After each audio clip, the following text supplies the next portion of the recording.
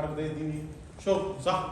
يعني انا لو عندي حراره اقدر ادخلها على الانجن، الانجن ده بياخد حراره، المصدر سخن نسميه مثلا تي سورس، المصدر ده عند تي اس اللي هي تي سورس تمام؟ ده مصدر سخن سي مثلا 100 درجه سلسيوس مثلا 100 تمام؟ طيب هدخل الحراره دي على الانجن، الانجن ده هيطلع لي ايه؟ شغل صح؟ طيب وبعد كده لازم الانجن يطرد ايه؟ جزء من الحراره دي في ايه؟ في مكان بارد، المكان البارد بالنسبه لي اللي هو ايه؟ درجه حراره الايه؟ درجه حراره الجو. انا مش هبرد مكان مخصوص، هو درجه حراره الجو المحرك هيطرد فيه. تمام؟ درجه حراره الجو دي اللي هي سي مثلا كام؟ 30 مثلا او 20 او اي حاجه. سي 30. تمام؟ طيب. دي هنسميها تي اي او الامبيانت تمبريتشر. تمام؟ اعمل ايه بقى بالشغل ده بعد كده؟ انا اصلا عايز عن طريق الحراره اللي انا خدتها من هنا تمام؟ اللي هنسميها كيو جي او كيو اس او ايا كان تمام؟ كيو جنريتد او جنريتور. طيب هاخد الحراره دي اولد جزء، هحاول منها جزء الشغل وبقيتها ارميه في الهواء. طيب جزء الشغل اللي انا خدته دوت المفروض ان انا اعمل بيه زي ما قلنا هدخلها على ثلاجه عشان اشغل بيه ثلاجه. الثلاجه دي بتعمل ايه؟ ريفريجريتور.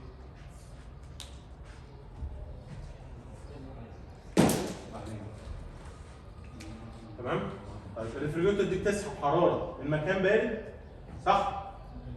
المكان ده المكان اللي انا عايز ابرده مثلا او المكان اللي انا عايز اكيفه هيبقى عند تي هنسميها تي ار. تي ار دي مثلا اللي هي كام؟ 10 درجات سلسيوس مثلا انا عايز اكيف عند درجه حراره 10 مثلا ايا كان.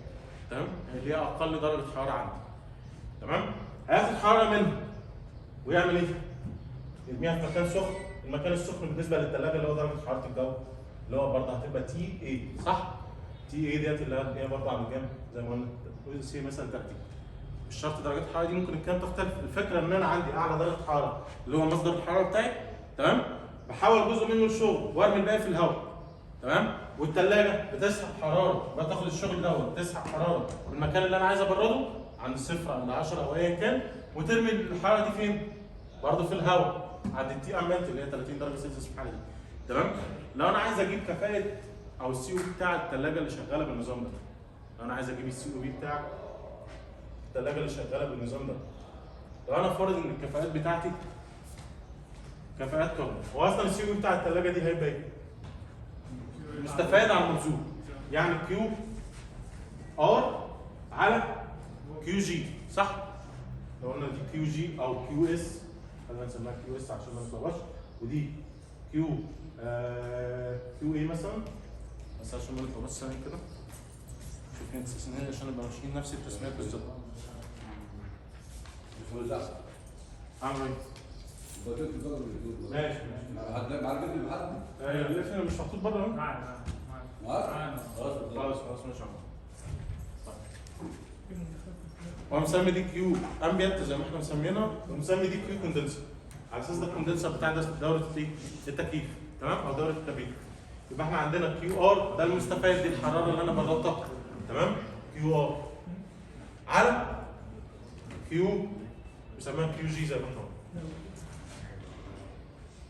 كيو جي عايز اجيب النسبه دي المستفاد الحراره اللي انا التبريد اللي انا خدته على الحراره اللي انا اديتها للسايكل بتاعي. اديت حراره 100 حراره من مصدر سخن عند 100 درجه مثلا وبردت عند درجه حراره 10 تبريد اسمه كيو ار، ده المستفاد بتاعي. ايه؟ لا تمام. انا عايز اجيب كيو ار على كيو جي دي، لو انا افترضت ان الكفاءات بتاعتي شغاله كفاءات كهرباء تبقى كفاءه المحرك ده ايه؟ ايتا انجن لو هو شغال بكهرباء كفاءه كهرباء 1 ناقص تي يعني تي بقى تي لو اللي هي كام؟ او سميناها ايه؟ تي اي صح؟ على تي اس صح؟ او تي اس ناقص تي اي تي اس لا كفاءة المحرك سميناها دي تي اي صح؟ دي اللو بتاعتنا ودي ليه؟ الهاي بالنسبه للمحرك تمام؟ طب والسي او بي بتاع الثلاجه الجزء الثلاجه دي لو هي شغال، لو انا شغال سي او بي ريفريجريتور، لو انا شغال بكفاءه كهرباء هيبقى ايه؟ تي ار لا كان تي ار تي ال على تي اتش ناقص تي ال فاكر؟ تي ال على تي اتش ناقص تي ال يعني تي ار على تي اي ناقص تي ار فاكرين الكلام ده؟ السي او بي ديت اللي هو الكفاءه بتاعت السيستم كله على بعض. تمام؟ السي او بي اللي تحت دي لا كفاءه الثلاجه دي بس. تمام؟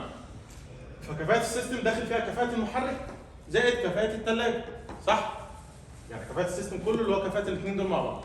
بينما الكفاءه اللي تحت اللي هي كفاءه الثلاجه دي بس. تمام؟ طيب السي او بي بتاعت الريفريجريتور اللي تحت دي اقدر اقول ان هي بتساوي برضه ايه؟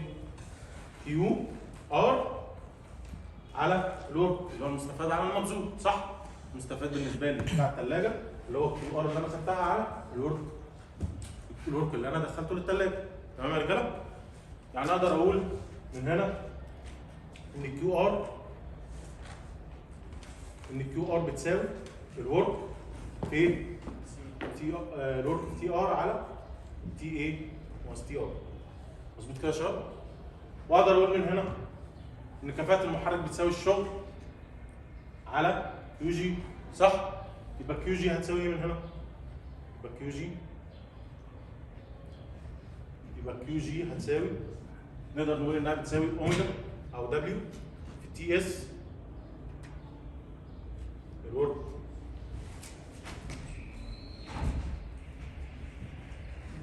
هتساوي الورك على الكلام دوت، يعني هتساوي الورك في تي اس على تي اس ناقص تي اي، صح؟ طيب عايز اجيب بقى الكفاءه بتاعت السيستم كله، اعمل ايه؟ انا معايا الكيو ار بتاعها ومعايا الكيو جي بتاعها، اعوض بيهم القانون اللي فوق، صح؟ يبقى كفاءه السيستم بتاعي، كفاءه السيستم الحراري بتاعي هتساوي الكلام دوت على الكلام ده على ده، صح؟ يبقى الورك هيروح مع الورك يفضل تي ار على تي اي ناقص تي اس ولا تي اي ناقص تي ار على تي اس على ايه؟ تي اس ناقص تي اي. مظبوط كده يا شباب؟ صح؟ طيب القسمه يبقى اقلب الايه؟ اقلب البسط او اقلب الكسر بتاعي، يعني هتساوي تي ار في تي اس ناقص تي اي على تي اس في تي اي ناقص تي ار. ركز ان كل درجات الحراره اللي هنا نعوض عنها بايه؟ بالكلفن. تمام؟ لو مطروحه مفيش مشكله تعوض بالكلفن او سيلسيوس لان كده كده 273 كتير مع 273، انما دي ودي لازم اعوض عنهم بالكلفن. تمام؟ حد عنده سؤال؟ يبقى ده كفاءة السيستم الحراري اللي شغال بالمنظر اللي احنا شايفينه ده كده. تمام؟ تعال نشوف مسألة على الكلام ده. نمسح ده كده ما عادش يهمنا. كل اللي احنا عايزين نوصل له القانون ده. ان السي او بي بتاع السيستم ده بيساوي القانون ده.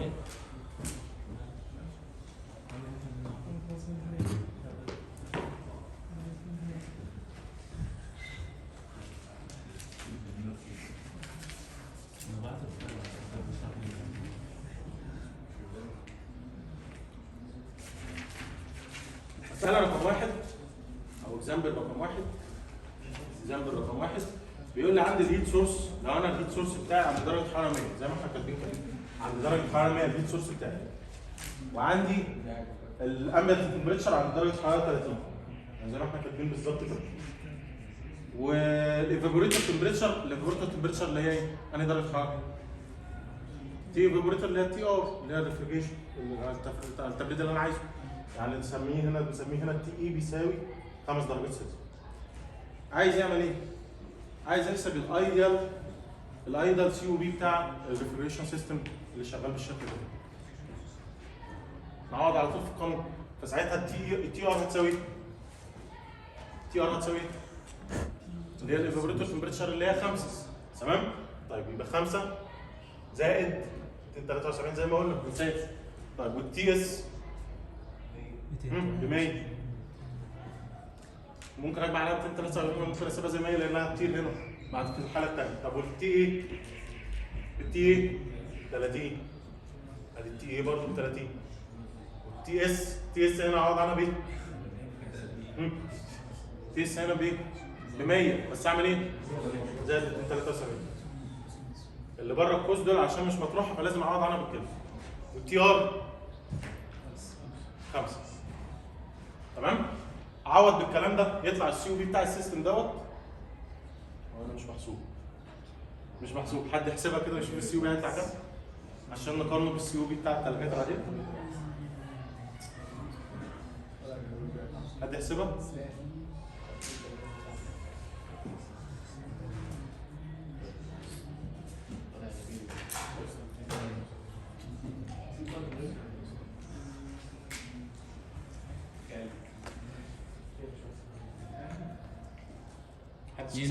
2 بوينت او 8 ايه؟ او 8 او 8 6 يا عم 6 لا جنب ال 8 تمام؟ طب ده سي او بي صغير زي ما احنا شايفين. سي او بي صغير رغم ان احنا شغالين بكفاءات قرن. يعني احنا شغالين بكفاءات غير قرن كمان كان هيطلع سي او بي اقل من كده. في الحقيقه احنا من عمرنا ما هنوصل لكفاءه قرن، تمام؟ عشان كده هتشوف الانظمه اللي احنا هنشرحها كمان شويه هتلاقي السي او بي بتاعها بيطلع 7 من 10 وحاجات قليله قوي جدا. حاجات قليله جدا 7 من 10 سي او بي، ده معناه ان انا بضيف حراره كتير جدا عن اللي انا اصلا بسحبها من المكان اللي انا ببرده. السي او بي في السايكلز العاديه بتاعت الريفريجريتور كانت بتطلع كام؟ 3 4 في الحدود دي. السايكلز اللي هي اللي احنا شغالين اللي هو بتاع التكييف العادي اللي احنا شغالين بيه. السي او بي بتاع التكييف العادي ده بيسحب كهرباء، صح؟ بيسحب كهرباء قد ايه من التبريد اللي بيعمله؟ لو انا ببرد 2 كيلو متوقع ان انا اسحب حاجه دي نص كيلو. يعني انا ببرد 2 كيلو واط متوقع ان انا اسحب حاجه قدامهم مثلا قصدي ربعهم مثلا نص كيلو واط. فالسي او بي يبقى كام؟ 2 على نص يبقى 4. تمام؟ فدورات التبريد العاديه او التكييف العاديه بتبقى السي او بي بتاعها في حدود من 3 ل 4. تمام؟ يعني زي ما انت شايف السي او بي ده بتاع قرنه في الحاله دي قليل جدا. تمام؟ وده السبب لان انا مش بقيس السي او بي للريفريجريتور بس، ده انا استاهل السيستم اللي انا جايب منه الشغل. تمام؟ يعني السي او بي في حاله الريفريجريتور عندي هو كيو ار على الورك ده، لكن السي او بي بتاع السيستم دوت كيو ار على الكيو جي اللي انا ولدت منها الورك. تمام؟ فعشان كده بيطلع اقل بكتير. حد عنده سؤال؟ تعالى نشوف بقى ايه النظام الثاني اللي احنا هنولد بيه. احنا كده نقدر نحسب السي او بي بتاع السيستم اللي شغال بقرنه ياخد حراره ويديني تبريد. طيب ايه الانظمه الثانيه اللي انا ممكن اديها حراره وتديني تبريد؟ الابسوربشن سايكل اللي هو الشابتر اصلا بيتكلم عنه. ايه الابسوربشن سايكل دي؟ تعالى نرسمها كده ونشوف ايه المكونات بتاعتها.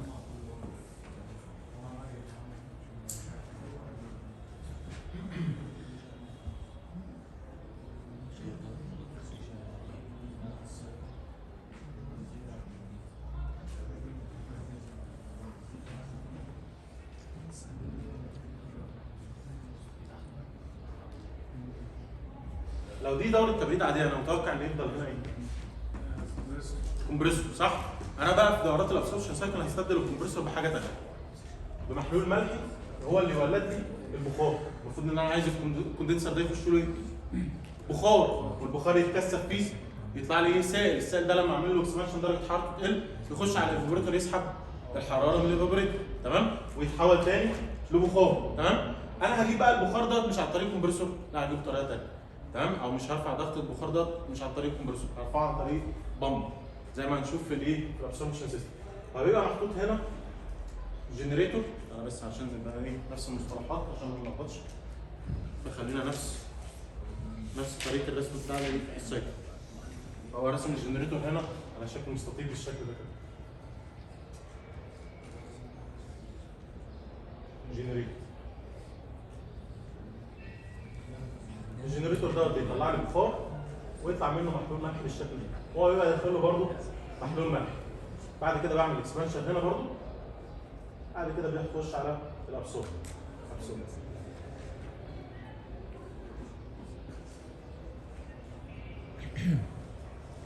بعد كده في ما بينهم هنا بامب.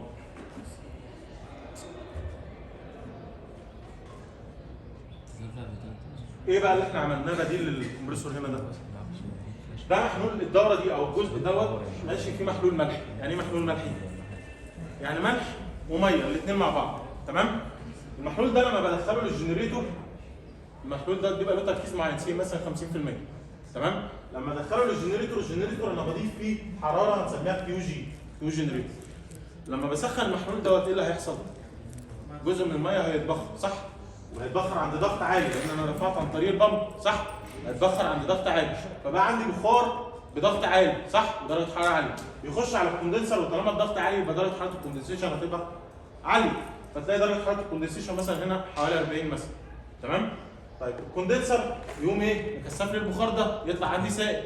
السائل ده لما اعمل له اكسبانشن درجه حرارته تقل، فبدل ما تبقى 40 تنزل مثلا نقول ايه؟ هنا درجه حراره الكوندنسيشن تبقى ايه؟ او درجه حراره الفيبريشن تبقى 10 مثلا. تمام؟ يخش على الفيبريتور البخار يرجع يتبخر تاني. ارجع هنا امتصه عن طريق الابسوربر، الابسوربر ده انا ببقى ببرده. بطلع منه كيو، بسحب منه كيو ايه؟ بسحب منه كيو ايه علشان خاطر البخار اللي هيتكثف هنا ويمتص جوه الابسوربر الماده تاني اللي هو المحلول تاني هيرجع يمتص البخار دوت. تمام؟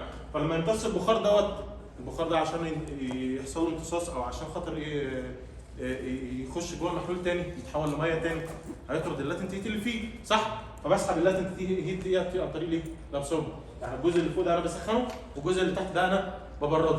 تمام؟ فيطلع عندي محلول يرجع تاني للوضع بتاعه الاصلي اللي هو ايه؟ كل الميه اللي فيه وكل الايه؟ الملح اللي فيه. تمام؟ ارجع عشان خاطر اكمل السايكل بتاعتي لازم ارفع الضغط تاني صح؟ فارفع الضغط عن طريق البامب. تمام؟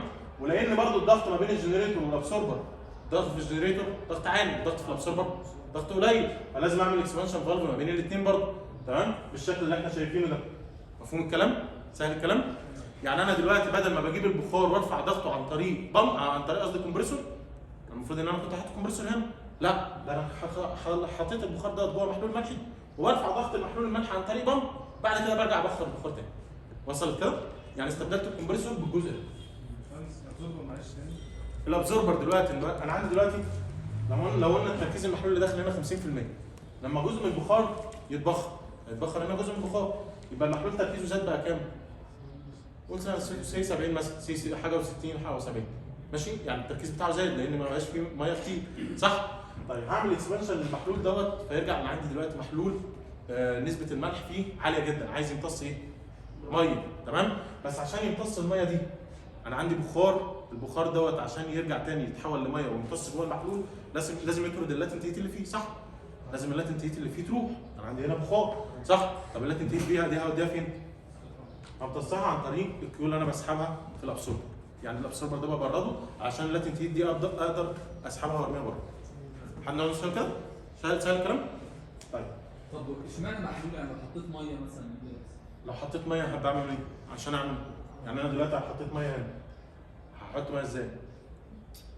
هدخل الكلام ده على كوندنسر مثلا، انا عايز ارفع ببامب. ليه محلول؟ علشان لازم احوله لسائل، لازم احول البخار ده لسائل تاني. بحوله لسائل ازاي؟ ان انا ادخله جوه المحلول تاني، اخلي البخار ده يمتص جوه المحلول. وبحوله لسائل عشان البامب شغلها يعتبر مهم. تمام؟ انما لو انا هستخدم ميه بس، ساعتها لازم احول البخار ده لسائل واقوم ادخله تاني على كوندنسر تاني عند درجه حراره كام؟ الكوندنسر يبقى انا بعكس العمليه بتاعت الفيبريتور، ما عملتش حاجه. واخد بالك؟ فمالهاش مش هينفع، لازم احط حاجه وسط تاني بحيث ان انا احول البخار دوت لسائل، وده هيتم عن طريق المحلول الملحي. بعد كده ارفع ضغط المحلول الملحي ده عن طريق البامب. اصلا في المساله بتاعت الابسوربشن سايكل انا بعمل شغل البامب. شغل البامب يعتبر مهم جدا مقارنه بشغل الكمبريسور، وده يرجع ليه؟ حد يقدر يقول لي السبب ليه بعمل شغل البامب عن طريق واخد شغل الكمبريسور؟ الميه حجمها بيبقى صغير جدا مقارنه بحجم البخار. يعني انا لو عندي كيلو جرام ميه، لو حجم كيلو جرام ميه حجمه كام؟ 1 متر مكعب. لو الكلام ده اتبخر متوقع ان يبقى الكيلو جرام ميه ده حوالي كام متر مكعب بخار؟ 1000 متر مكعب بخار تقريبا مثلا. يعني في حدود 1000 ضعف. 1000 ضعف. فانت متخيل عايز اضغط 1000 متر مكعب بخار، يعني الكمبريسور هيتحرك المسافه بتاعت ال 1000 متر مكعب ديت كذا مره، فده شغل كبير جدا مقارنه بان انا اضغط متر مكعب بس ايه؟ ميه. فالشغل اكبر بكتير جدا في حاله ان هو يبقى بخار. فعشان كده بضغط عن طريق بامب. تمام؟ طيب تعالى نشوف بقى هنجيب الخواص بتاعت الكلام ده ازاي. انا لو عارف الاتشات، انا عايز ايه هنا؟ عايز اعرف الاتشات عشان اعرف اجيب الكيو اللي في الكوندنسر، واعرف اجيب الكيو اللي في الكوندنسر. انا برضه هطرد هنا حراره في الكوندنسر صح؟ مش انا دلوقتي انا عندي بخار عايز اكثف البخار ده حواليه ليكويد صح؟ فلازم اطرد حراره في الكوندنسر، وهنا الفابوريتور بيسحب حراره هنسميها كيو اي. تمام؟ هنسمي النقطه دي 1. هنسمي النقطه دي 1. النقطه دي زي ما قلنا هنهمل اصلا شغل البامب، فيعتبر هي ايه؟ 1 برضه، ما فرقتش اي حاجه. تمام؟ هتبقى هي 1. احنا عاملين شغل البامب فيعتبر كانها ما اتغيرتش كتير. طيب النقطه دي هتبقى بالنسبه لي 2 ودي 3. 2 تطلع من الكوندنسر 4 4 الاكسبانشن الاتش بتبقى ثابته فهتبقى هي 4 ما احنا مش هنغير اسمها. تمام؟ الاكسبانشن هي الضغط بس بيقل لكن الانثالبي ثابته. تمام؟ هنسيبها 4 زي ما هي. يطلع هنا 5 تخش على الابسوربر ارجع تاني لنقطه 1. تمام؟ حد عنده سؤال يا شباب؟ عايزين نجيب بقى خواص الكلام ده كله. فاول حاجه هتلاقي عندنا في تشارتين بنشتغل بيهم المساله دي. اول تشارت فيهم اللي هو الكونسنتريشن او تي اكس بي دايجرام. كونسنتريشن بريشر تمبريتشر دايجرام. ده الدايجرام ده حاجه بالشكل ده كده.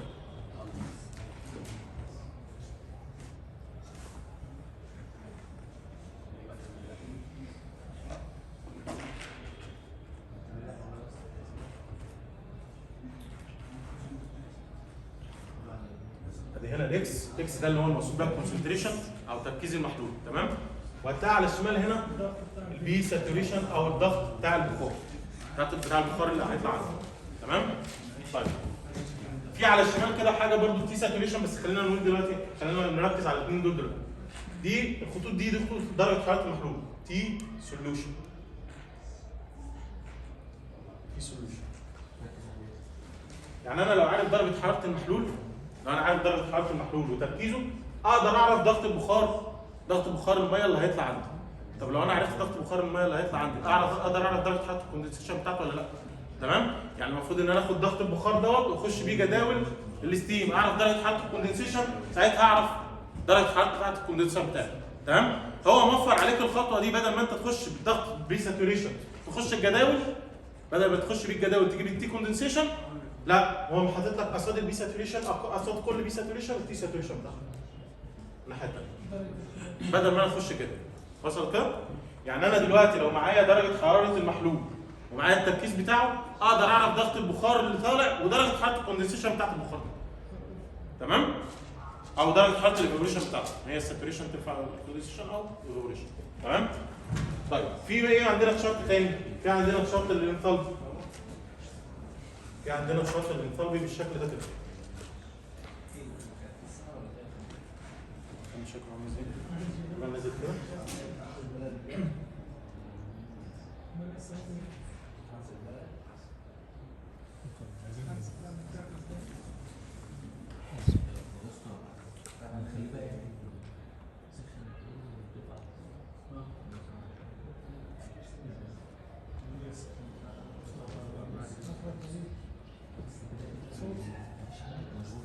التشارت ده بقى ده اللي اعرف منه ايه؟ التشات بتاعت مين؟ بتاعت المحلول. بينما التشات بتاعت البخار نفسه اعرفها منين؟ من الجداول، جداول الستيم. التشات بتاعت البخار انا لو عارف ضغط ودرجه حراره البخار او الضغط وحاله البخار اقدر اجيب التشات بتاعتها، صح؟ لكن هنا التشات ده انا عايز بس عشان اجيب التشات بتاعت مين؟ بتاعت المحلول بس. تمام؟ ودي هتفيدني في ايه؟ هتفيدني في الجنريتور ان انا اعرف كيو جي وان انا اقدر اعرف الكيو ابسوربر. تمام؟ طب تعالى بقى نبص ايه؟ حد هيسأل ايه المنطقة دي؟ المنطقة دي بيسموها الايه؟ كريستاليزيشن.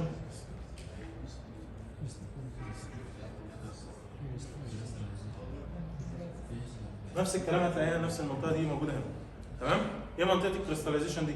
يعني بمعنى صح المحلول ما يقدرش يشيل أكتر من الكونسنتريشن، يعني أنا لو محلول زاد شوية كونسنتريشن أكتر من كده يبدأ يتكون عندي بلورات. يبدأ الملح يتكثف على بعضه ويحصل له يتكون بلورات. تمام؟ فأنا مش عايز أخش جوه المنطقة دي خالص. تمام؟ مش عايز أخش جوه المنطقة دي خالص. كل شغلي بيبقى ايه؟ بعيد عن الكريستاليزيشن. حد عنده سؤال كده يا شباب؟ تعالوا نشوف مسألة على الكلام ده. تعالوا نشوف مسألة على السيكل دي. طيب تعالوا نشوف مسألة على السيكل. مسألة واحدة بس. ايه؟ مسألة واحدة بس. نحل مسألتين. واحدة سهلة واحدة صعبة. طب هنحل مسألة ونقول الفكرة بتاعت الثانية وما نكملش فيها. ماشي. ماشي؟ حلو واحدة حلو. الشاي. هو بيقول لي عندي ايه؟ بيقول لي عندي ابسوربشن سايكل تي جنريتور بتاعها درجة حرارة الجنريتور 100 درجة سلسيوس. شو ده شايف؟ ودرجة حرارة الريفربريتور 10 درجات سلسيوس. درجة حرارة الكوندنسر 40 درجة سلسيوس. ودرجة حرارة الابسوربر 30 درجة سلسيوس. 30 درجة سلسيوس. تمام؟ ويقول لي ان الماس فلو ريت البامب، الماس فلو ريت بتاع البامب اللي هي هنسميها اوميجا هنا بتساوي 6 من 10 كيلو جرام بالثانية. هنسمي دي اوميجا 1 عشان عند نقطة 1. تمام؟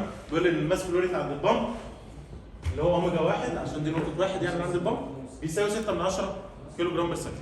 تمام؟ عايز يعرف ايه؟ عايز يعرف الاوميجا 2 او الاوميجا اللي ماشيه في الكوندنسر والاوميجا اللي ماشيه اللي رايحه للابسورب. يعني اوميجا 2 واوميجا 3 كتله البخار اللي ماشيه عند 2 اوميجا 2 وعايز يعرف الاوميجا اللي داخله للكوندنسر اللي هي او الابسورب قصدي اللي هي اوميجا 3. وعايز ايه تاني؟ الصوت يا شباب. عايز ايه تاني؟ عايز يعرف الكيوهات، عايز يعرف الكيوهات اللي هي كيو جنريتور وكيو كوندنسر وكيو ابسوربر وكيو ايفابوريتور. نبدا المساله دي منين؟ هتخش درجه الحراره الثلاثه بتاعت انتقال التركيز. ماشي. هو الدكتور لسه حالا في المحاضره. طيب ماشي ما تقول. هتطلع التركيز بتاع احنا معانا دلوقتي الكونسنتريشن. مش ب 40 او هتطلع احنا مش معانا الكونسنتريشن. انت هتخش درجه الحراره 40 هتمشي خط الراس. بص يا سيدي انا دلوقتي هو بيقول لي ان درجه حراره الكوندنسر هو عايزها عند 40 درجه صح؟ هو انا لو دخلت جداول الستيم او دخلت جداول البخار بال 40 دي هلاقي قصادها ايه؟ بي ساتوريشن ضغط الساتوريشن ده يبقى انا عرفت الضغط هنا صح؟ طب ما طالما عرفت الضغط هنا اللي هو الضغط ده صح؟ اللي هو الضغط ده ومعايا ايه تاني؟ معايا درجه حراره السوليوشن اللي هو 100 صح؟ درجه حراره السوليوشن اللي هو 100 معايا خط اللي هو 100 شوف درجه خط 100 من كام؟ ادي الخط ال 100 بتاعي مثلا سي هنا تمام؟ ومعايا البي ساتوريشن سي مثلا هنا طلع معايا البي ساتوريشن او التي ساتوريشن اللي هي كام؟ قصاد التي ساتوريشن اللي هي كام؟ 40 بدل ما اخش الجداول. احنا قلنا ايه؟ جداول او البي ساتوريشن قصاد التي ساتوريشن بتاعته هنا صح؟ عشان يوفر عليها خطوه دخول الجداول دي. طيب انا دخلت بالتي ساتوريشن اللي هي او البي ساتوريشن تمام؟ عرفت ان الخط ان الجنريتور بتاعي شغال عند الضغط ده. ودرجه حراره الجنريتور كام؟ عند 100. فشوف التقاطع بتاعهم يبقى دي النقطه بتاعت المحلول بتاعي صح؟ انزل من النقطه دي اشوف المحلول اللي هيطلع عندي. المحلول اللي هيطلع عندي تركيزه كام؟ المحلول اللي هيطلع عندي اللي هو عند 3 تمام؟ المحلول اللي هيطلع عندي من الجنريتور عند 3 هيطلع بدرجه حراره 100 والتركيز بتاعه هيطلع تقريبا 0.667 صح؟ لا مظبوط. ده ايه دي؟ 0.664 لا تي ساتوريشن هو مديها لي في الديره قال لي درجه حراره الكوندنسر في مساله 40 ما هي دي التي ساتوريشن دي بقى مش انا دلوقتي عارف ان دي درجه حراره الساتوريشن بتاعت البخار يبقى اقدر منها بقى اعرف منها ضغط البخار صح؟ طب ما ضغط البخار هو ضغط الجنريتور صح؟ ضغط البخار هو نفسه لازم يبقى ضغط الجنريتور لان مفيش اي حاجه هنا بتقلل الضغط ولا بترفعه فهو نفس ضغط الجنريتور جميل؟ وانا عارف درجه حراره المحلول اللي خارج من عندي من الجنريتور درجه حراره المحلول اللي خارج عندي لان انا بسخن الجنريتور عند 100 فدرجه حراره المحلول اللي خارج منه هتبقى عند 100 لكن اللي داخل مش عارف درجه حرارته ده اللي داخل لسه هيسخن ويطلع عند 100 تمام؟ فدرجه حراره المحلول اللي خارج من الجنريتور عند 100 وضغطه اللي هو ايه؟ ضغط البي ساتوريشن بتاع البخار هو نفس ضغط البخار صح؟ فاقدر اجيب التقاطع ما بين الضغط ودرجه حراره المحلول يديني النقطه بتاعه المحلول اللي عندي 3 صح؟ واقدر اجيب منه انزل تحت اجيب التركيز يطلع 0.664 يبقى تركيز المحلول اللي هنا كام؟ اكس 3 0.664 تمام؟ اقدر اعمل نفس الكلام ده فين؟ عند الابسوربر صح؟ انا عارف دلوقتي ضغط البخار اللي هنا كام؟ اقدر اجيب عارف التي ساتوريشن بتاعته اللي هي 10 صح؟ طب والتي ساتوريشن اللي هي 10 اقدر اجيب الضغط المناظر ليها ولا لا؟ بي ساتوريشن بتاع الايفابوريتور يعني دي بتاعت الكوندنسر ودي بتاعت الايفابوريتور صح؟ طيب وانا عارف درجه حراره المحلول اللي خارج من الابسوربر ولا لا؟ درجه حراره انا ببرد الابسوربر عند درجه حراره 30 يبقى المحلول اللي خارج من الابسوربر هيبقى عند درجه حراره كام؟ 30 يبقى درجه الحراره اللي خارجه من هنا 30 طيب يبقى درجه حراره المحلول يخش بدرجه حراره 30 سي مثلا ان 30 دي هنا سي مثلا ان درجه حراره 30 هنا يبقى انا عارف ان المحلول اللي خارج من الابسوربر عند درجه حراره 30 والضغط بتاعه ضغط ايه؟ ضغط الايفابوريتور اللي هو عند ضغط اللي هو درجه حراره 10 اللي هو هتلاقيه الخط ده تمام؟ اقدر اقطع الخطين مع بعض يطلع لي النقطه دي طب لو انا عايز بقى تركيز المحلول اللي خارج عند واحد انزل تحت اجيب التركيز بتاع نقطه واحد يطلع نص 50% تمام 50% او نص طب يبقى انا عندي دلوقتي اكس واحد بتساوي نص تمام الناس فاهمه لحد دلوقتي هي المساله كلها معتمده على النقطتين اللي احنا حددناهم دلوقتي. انا عارف دلوقتي ان اللي خارج من الجنريتور خارج بدرجه حراره 100. جميل؟ المحلول اللي خارج من الجنريتور ده خارج بدرجه حراره 100. وضغطه هو نفس ضغط البخار اللي هنا. طب ضغط البخار اللي هنا اعرفه ازاي؟ ما انا عارف ان التي ساتوريشن ب 40. التي ساتوريشن ب 40 قصادها ضغط معين ايا كان. في حاله المساله دي حد يعرف الضغط؟ هيطلع 7.38 كيلو باسكال. القصد ان انا مش لازم اعرف الضغط، انا ممكن عن طريق درجه الحراره بتاعت الكوندنسيشن او الكوندنسر اجيب الضغط على طول. طب انا دلوقتي عارف ان المحلول عند الضغط ده وعند درجه الحراره 100، بقدر اجيب النقطه بتاعت المحلول بتاعته ولا لا؟ جبت النقطه، اقدر اجيب تركيز المحلول، اقدر اجيب تركيز المحلول طلع معايا 0.664. نفس الكلام نروح للابسورب، هتلاقي المحلول اللي خارج من هنا خارج بدرجه حراره كام؟ 30. طب وضغطه؟ ضغط الايفابوريتور. طب ضغط الايفابوريتور هو الضغط المناظر للتي ساتوريشن اللي هي ب 10، بينما ده كان الضغط المناظر للتي ساتوريشن اللي هي ب 40. تمام؟ فالضغط المناظر للتي ساتوريشن اللي هي ب 10 هتلاقي الضغط كام؟ 1.23. تمام؟ مش فارق معايا قيمته برضه. الفكره ان انا عارف دلوقتي ان ضغط المحلول هو الضغط ده ودرجه حراره المحلول كام؟ 30 صح؟ طب 30 التقاطع بتاعها مع الضغط الساتوريشن اللي هو 1.23 يديني ايه؟ النقطه دي. النقطه دي ارجع انزل بيها واجيب تركيز المحلول الاقي تركيز المحلول 50%. طيب الكلام ده واقعي ولا لا؟ تعالى راجع نفسك. الكلام ده واقعي ولا لا؟ ودلوقتي تركيز المحلول هنا 50%، لما بيخش على الجنريتور بيحصل ايه؟ جزء من البخار بيتضخ، فالتركيز بيحصل له ايه؟ بيزيد. طب بعد كده عندي محلول مركز، لما يمتص بخار ايه اللي يحصل؟ التركيز يقل. وصل كده؟ يبقى انا كده ماشي مظبوط. ازاي الضغط هنا بالظبط الضغط هنا الصح دي 30 يبقى الضغط يزيد عندها؟ تاني هنا 30 هنا الضغط ازاي هنا؟ هنا الضغط هنا درجه حراره 30 لكن هو نفس الضغط، مفيش اي حاجه بتقلل الضغط هنا. بس اساسا من الضغط يزيد؟ لا ما هو خد بالك ان علشان ده محلول انا هنا ببرد انا ببرد الضغط. على فكره التسخين والتبريد ما بيغيروش الضغط. تعالى مثلا سي هنا البخار اللي طالع هنا هيبقى خارج على درجه حراره كام؟ 100 برضه، بس الضغط بتاعه ضغط قليل. ليه بقى؟ عشان المحلول ده بيبقى شارب الامتصاص الايه؟ البخار، فبيطلع البخار ده. عارف لو بيبقى طالع بطاقه قليله او بمعنى صح بضغط قليل، فبيبقى طالع بضغط قليل، فالضغط القليل دوت يخليه درجه حرارته لما يخش الكوندنسر درجه حرارته تبرد من 100 لحد 40 ولسه بخار، وبعد كده يكمل ايه بقى تكثيف يطلع ايه؟ سائل. وصل كده؟ فبيطلع بضغط قليل. بيطلع بدرجه حراره 100 بس الضغط قليل علشان خاطر المحلول ده شارب امتصاص الماء، فاللي هو عارف البخار بيهرب منه بالعافيه. كان في علاقه بين الضغط ده في البيور ووتر. في البيور ووتر مش هنا. ولا قصدك العلاقه اللي هنا ما بين الضغط والتمبريتشر؟ ده ديت اللي هو الديورنج دايجرام. دي دكتور محمد يوسف هتلاقيه شرحها في المحاضره. بص عليه، هو دايجرام ما بين البريشر والتمبريتشر، هتلاقيه راسم لك الخطوط. شايف الشرط ده؟ بدل ما هو راسم لك هنا تمبريتشر وكونسنتريشن وبريشر، لا هتلاقي الدايجرام بتاع الديورنج دايجرام دوت هتلاقي على شمال بريشر وهنا درجه الحراره تقريبا، والخطوط دي خطوط التركيز. يعني مقلوب للشرط ده. لكن احنا عشان نحل المساله محتاجين ايه؟ محتاجين ده بس. تاني ضغط 2 هو ضغط 3 مظبوط.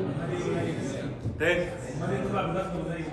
لا انا بقول لك طالع بضغط قليل، يعني المفروض لو دي ميه بس مش محلول، لو دي ميه بس مش محلول وبسخن الميه دي ببخرها عند 100 هيطلع عند ضغط ايه؟ ضغط جوي. الميه لما بتتبخر عند 100 هتطلع بضغط جوي صح؟ لكن عشان ده محلول هل طالع بضغط جوي؟ البخار اللي طالع بضغط جوي؟ لا طالع بضغط اقل من الضغط الجوي اللي هو 7 وشويه اللي احنا قلنا 7.38 كيلو باسكال. تمام؟ اقل من الضغط الجوي بكتير. ده علشان بقول لك المحلول شارب امتصاص الميه، فالبخار اللي بيطلع منه بيهرب زي ما بقول لك من المحلول بالعافيه، فبيطلع بضغط اقل. وصل كده؟ لكن لو ده كان كله ميه، الميه لما هبخرها عند 100 هتطلع ايه؟ هتطلع عند ضغط كام؟ 100 كيلو باسكال. ايه؟ بالظبط بيطلع عند ضغط الشداره دي شغاله عند ضغط تحت الضغط الجوي. تمام؟ تاني الضغط هنا 7 صوت يا رجاله، صوت يا شباب. الضغط هنا 7.38 كيلو باسكال. طب الضغط هنا برضه 7.38 كيلو باسكال. الضغط هنا 7.38 كيلو باسكال. تعالى نكتبها كده عشان الناس تبقى شايفه 7.38 كيلو باسكال. هنا 7.38 برضه كيلو باسكال. تحت السايكل بقى تحت 1.23.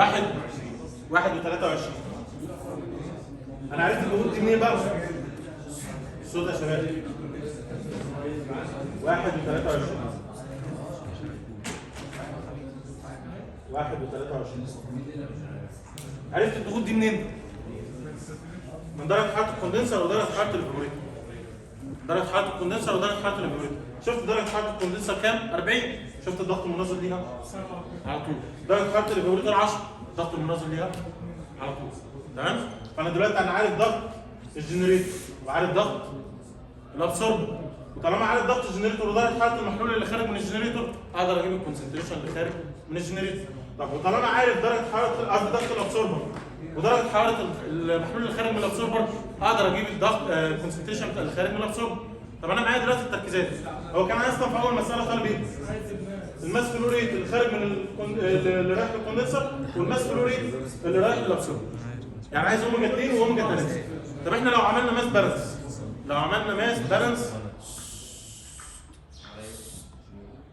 بالانس على الجنريتور، المفروض ان الكتله اللي داخله الجنريتور هي الكتله اللي خارجه من الجنريتور، صح؟ طب نعمل ماس بالانس على ايه بقى؟ نعمل ماس بالانس على مين؟ ماشي، قصدي يعني نعمل ماس بالانس انهي اللي اسهل ليه؟ نعمل ماس بالانس على الميه ولا ماس بالانس على الملح؟ على الملح. ازاي؟ نعمل ماس بالانس لان الملح بيفضل مكمل معايا هنا كله. تمام؟ طيب تعالى نشوف لو عملنا ماس بالانس على الملح، هو نسبه او كتله الملح اللي موجوده هنا لو التركيز 50%، الكتله الكليه اللي ماشيه هنا 6 من 10 كيلو جرام، يبقى ماشي قد ايه ملح معاها؟ 6 من 10 في 50%، صح؟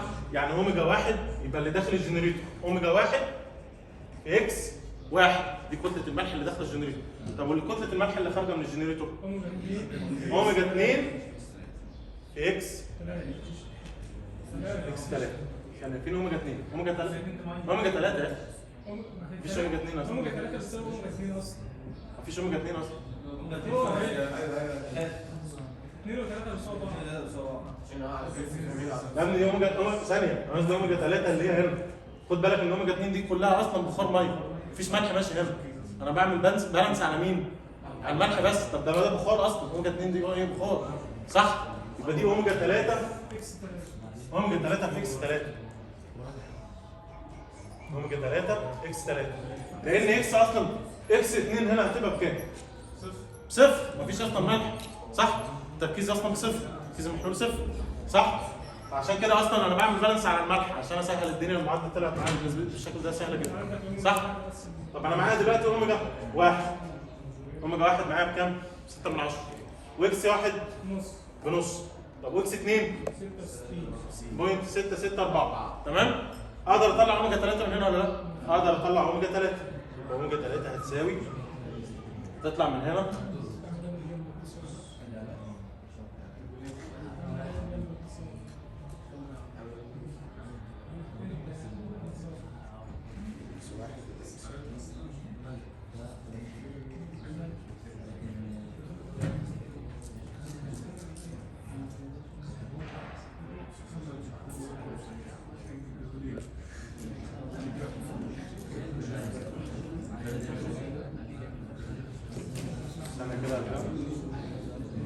عكسنا النقط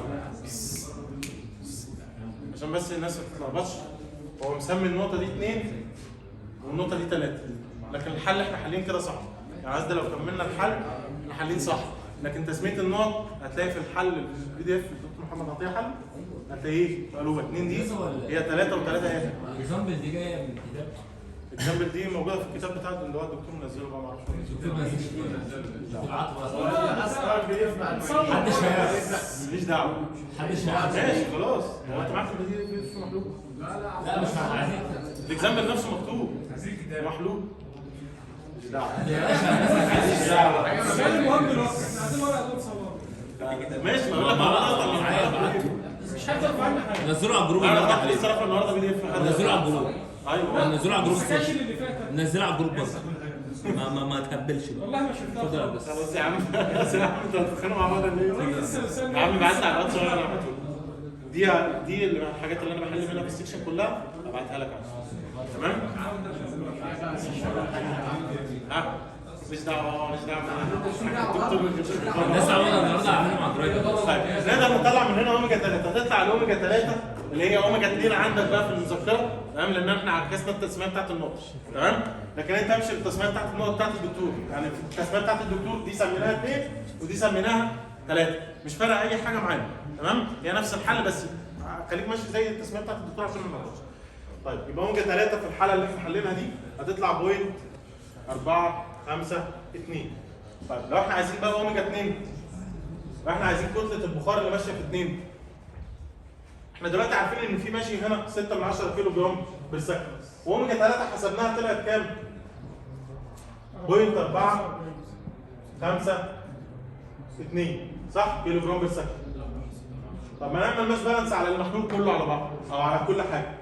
الكتله اللي داخله بتساوي الكتله اللي خارجه صح؟ الكتله اللي داخله 6 من 10 خارج من هنا 45%، يبقى اللي فاضل هو اللي ماشي هنا صح؟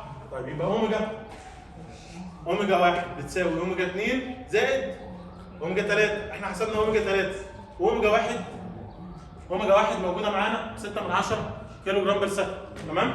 طيب نقدر نطلع اوميجا 2 من هنا ولا لا؟ تطلع اوميجا 2 بوينت 1.4 كيلو جرام بير سكند. احنا قلنا مقلوبه عندك لان احنا قلبنا النقط. لا ورجعت للنقط اللي الدكتور مسميها 2 هي 3 و3.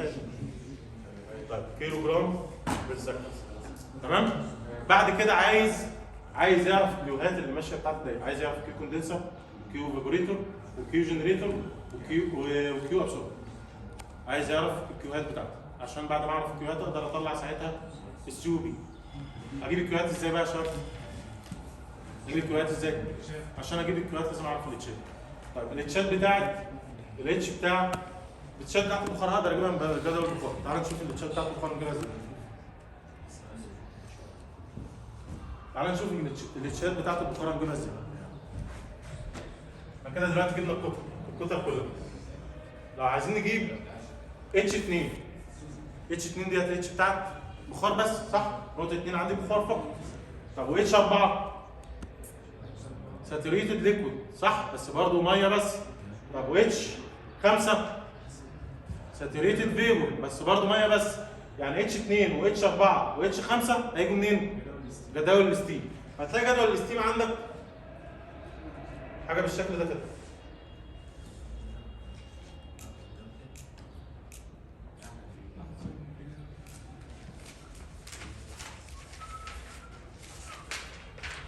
ادي تي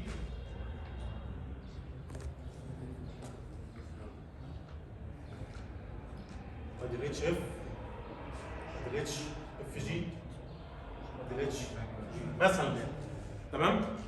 هتلاقي مثلا ان درجه الحراره هنا 11 20 هكذا 40 50 ادي الاتش اف والاتش اف جي والاتش جي عند كل نقطه تمام. لو انا عايز الاتش بتاعت نقطه 4 الاتش بتاعت نقطه 4 تبقى ايه؟ يا دي ساتوريتد ليكويد ولا ساتوريتد فيبور ولا ايه بالظبط؟ ساتوريتد ليكويد صح؟ اتش 4 ساتوريتد ليكويد طالع من الكوندنسر ساتوريتد ليكويد. يعني ايه؟ اخد الاتش اف صح؟ طب ودرجه حراره الساتوريتد ليكويد ده كام؟ 40. بخش عند ال 40 واجيب مين؟ الاتش اف. يبقى دي اتش كام؟ اتش 4. طيب لو انا عايز 5 اتش 5 اجيبها ازاي؟ انا عارف ان عن ايه عن نقطه 5 عارف ان درجه حرارتها ب 10 يبقى انا هنا اخد اتش جي ولا اتش اف؟ اتش جي ليه بقى؟ لان طالع من الفيبريتور ساتوريتد فيبر فاخد هنا اتش جي. يبقى اتش كام دي؟ اتش 5. اشوف القيمه دي يبقى دي هي اتش 5 تمام؟ تعالى بقى نشوف النقطه اللي عندنا اللي هتبقى ايه؟ تعمل لها بالشرح او يعني بمعنى صح محتاجه شرح. اتش 2 انا عايز اجيب اتش 2 وده جدول ساتوريشن. يعني حاله نقطه 2 ايه؟ ساتوريتد فيبر ولا سوبر هيتد فيبر؟ هو الدكتور قال كل حاجه شغل الساتوريشن. هيبقى كل شغل الساتوريشن فعلا. بس في الحقيقه لو انا عايز استخدمها مظبوط بالظبط 100% اتش 2 ديت هي سوبر هيتد فيبر لان ضغط قليل ودرجه حراره عاليه صح؟ درجه حراره عاليه لان درجه حراره الساتوريشن اصلا عند الضغط دوت كام؟ 40. فدرجه حراره البخار اللي هنا اعلى من ال 40 يبقى ده ساتوريتد قصدي سوبر هيتد فيبر صح؟ طيب بس انا علشان خاطر ما اكترش جداول هجيب ايه؟ الخواص بتاعت نقطه 2 من جداول الساتوريشن برضه هجيبها بدلاله مين؟ درجه حراره تمام؟ فهخش عند درجه حراره 100 واجيب الاتش ايه؟ الاتش جي. تمام؟ ده تقريب، هو مش حقيقي مش صح بس قريب جدا من الحقيقي، فيبقى دي الاتش كام؟ اتش 2. تمام؟ ده تقريب ليه؟ لان المفروض ان ده ايه اصلا سوبر هيتد ستيم، فالمفروض ان انا اخش جداول السوبر هيت، بس عشان ما نكترش الجداول احنا جبناه من جداول الساتوريشن بدلاله درجه الحراره. تمام؟ مش بدلاله الضغط، بدلاله درجه الحراره، لان الانثالبي في الاساس فعلا بتعتمد اكتر على درجه الحراره. فعشان كده هتبقى قريبه فعلا من القيمه الحقيقيه بتاعت السوبر هيت. تمام؟ لو انت حسبت الاثنين هتلاقي الفروقات ما بينهم بسيطه جدا. حد عنده سؤال؟ لو انت فاكر اللي ياكد لك المعلومه دي، فاكر انت البي اتش دايجرام اللي احنا كنا بنستخدمه في التكييف؟ كان بيبقى شكله عامل ازاي؟ حاجه بالشكل ده كده، صح؟ دي كانت الاتش، دي كانت الايه؟ ده كان البريشر، صح؟ كانت الانثالبي، خطوط الانثالبي في المنطقه دي كانت شكلها عامل ازاي؟ خطوط ثبات التمبريتشر كانت بالشكل ده كده، صح؟ طيب انا دلوقتي عندي النقطه فين؟ النقطه بتاعتي فين؟ في السوبر هيت، صح؟ يعني هنا زي مثلا هنا، صح؟ الاتش بتاعتها هي الاتش دي، صح؟ طب ما انا لو خدت ده عند نفس درجه الحراره، خدت الاتش دي بتاعت النقطه دي، تطلع قيمه قريبه جدا، صح؟ انا جبتها عند نفس الساتوريشن، فرق قريب جدا، صح؟ لان الخطوط شبه ماشيه راسيه هنا، عشان كده بقول لك هي بتاعت الاتش بتعتمد على التمبريتشر اكتر من الضغط. تمام؟ مع ان الضغط اختلف ما بين النقطتين، بس هي بتعتمد عشان درجه الحراره ثابته، فالاتشات طلعت قريبه جدا من بعض. حد عنده سؤال؟ طيب تعالى نكمل. لسه جبنا الاتشات بقى، عايزين نجيب الكيوهات. طيب عايزين نجيب الكيو كوندنسر. ثاني الاول احنا كده جبنا الاتشات بتاعت البخار.